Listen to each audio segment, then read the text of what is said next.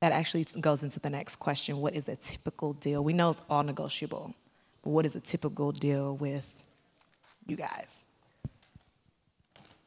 Well, I'll lead off. I mean, it really fluctuates. It kind of depends on what the artist needs for us. We like to sit down with the artists and talk to them about, you know, do you need a budget? Do you need an advance? Do you need, I mean, we like to pay budgets a lot more than we like to pay advances because we believe that the artist should be reinvesting that money back into their career, and oftentimes with advances, the money disappears. But it's, in our deals, always the artist is going to make the majority of the money, and it's a relatively short-term deal. You know, like a year working together or a year license. I mean, some of our deals are even shorter than that versus, you know, giving up ownership. And then the percentages can fluctuate just depending on what people need. I mean, 80-20, we've done a lot of, you know, 80-20 deals, 85-15 deals where the artist is getting the vast majority of the money.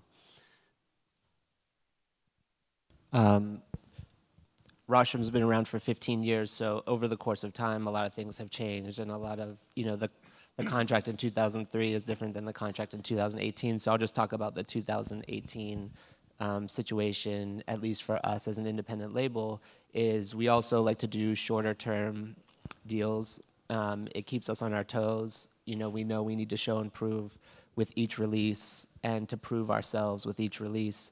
So, you know, we will do 1, 2, 3 album deals, and it's not really album anymore. It's a collection of songs. So it's you know, we qualify that with or quantify it with a certain amount of records. So an album might be 12 records, and whether that's 12 singles or an EP and 6 singles or an album of 12 songs, whatever makes the most sense for that particular artist at that particular time, we're totally down for, as long as it's a certain amount of records.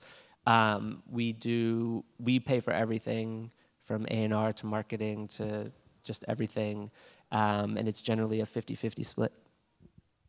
Oh, and we don't ask for any ancillary income, so no publishing, merch or things like that. Benjy made a great point saying that the types of deals have evolved significantly, not just from 2003 to 2018, but even from 2015 to 2018. So, you know, the deals that we talk about today could be obsolete in a year. And I think one of the things at APG specifically, within Atlantic, we try and be as creative as possible and tailor the deals to the type of artist, to the type of music, to the artist's goals.